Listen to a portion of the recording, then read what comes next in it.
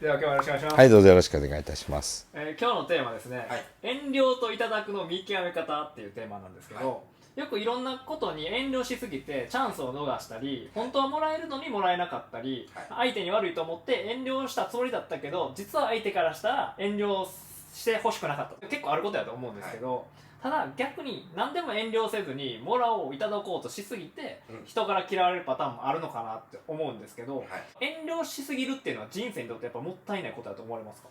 はい、もったいないことだと思います。だから遠慮するのは日本人にすごく多いと思います。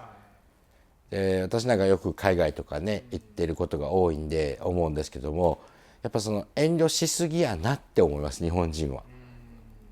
もっと遠慮しなければいいのにって。だから遠慮の塊ってよくありますよね。一緒にご飯食べに行く、何人かでご飯食べに行くと、その遠慮の塊、あの人も食べたいんちゃうか、あの人も食べたいんちゃうかって、遠慮されると思うんですけど、最後に遠慮の塊ポツッとお皿の上に1個ずつ残ってるってありません？なんかその遠慮の塊ってすごく逆にもったいないですよね。だから食べたいだろうなって思うんじゃなくて、食べませんかって聞いてみたらいいんじゃないかなと思うんですよ。その一言があるかないかで全然違うと思うんですよね。もし自分が食べたいから遠慮の塊を考えるわけじゃないですか。その自分食べたいねんけどなんか申し訳ないからって我慢しちゃうから、気づいたら遠慮の塊、全員がそれをやってるんですよね。じゃなくって私食べたいな、それ食べたいなって思ったら、食べませんか食べませんかって一言こう言葉に出してみたらいいんじゃないかなと。ある意味の妄想じゃないでしょうか、それもね。だったらそのこいつなんかいやらしいなって思われたらどうしようとか、なんかまだ食べるのって思われても嫌やな、なんかこうかっこ悪いっていう変なプライドがその遠慮っていうことになってしまうんじゃないかな。なら私はよく言うんですけど、遠慮の塊をいただけよと。食べないの食べないの私食べるでって言える人になった方が得することが多いと思います。でお腹いっぱい食べた後にまた料理が出てきたらもう食べれない、食べれないよってなった時に、お腹いっぱいになった時に本当の気持ちでどうぞっていうのが本当の親切っていう言葉になりません？もう自分食べれないから食べてや、でこれが配慮っていう言葉に変わるんじゃないでしょうか。自分お腹いっぱいじゃないのにどうぞどうぞって言ってて、じゃあ自分がお腹空いてましたよっていうのは本当の親切じゃなくって、逆におせっかいになってしまうんじゃないかなと。だから本当の意味でその遠慮するっていうことは、遠慮してばっかりいたら、損するよと。だから逆に言うなら遠慮せずに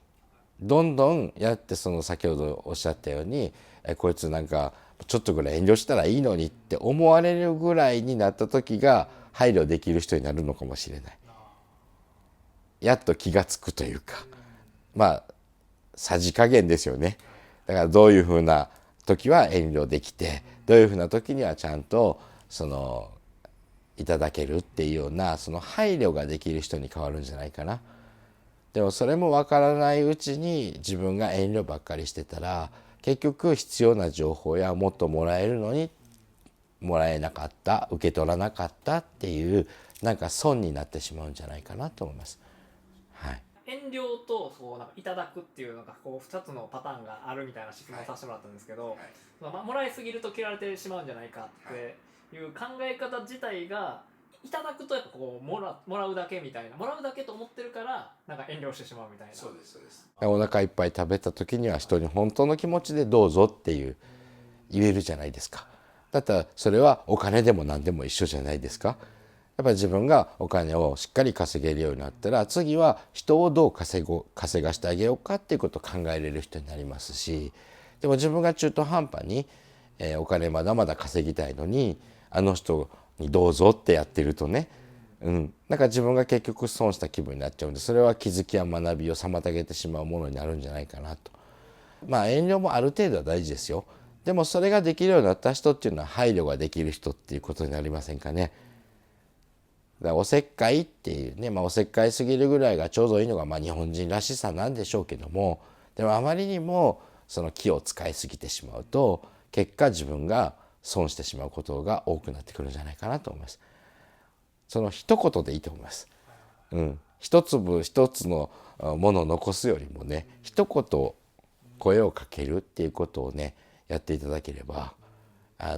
みんないらないよいらないよって言って、じゃあそれはいただきますってはっきり言った方が自分の得にはなると思いますし、まずそれも自分が得るから申し訳ないんではなくって、得なければ与えてもあげれないっていうふうな考え方に変えてもらう方がいいんじゃないかな。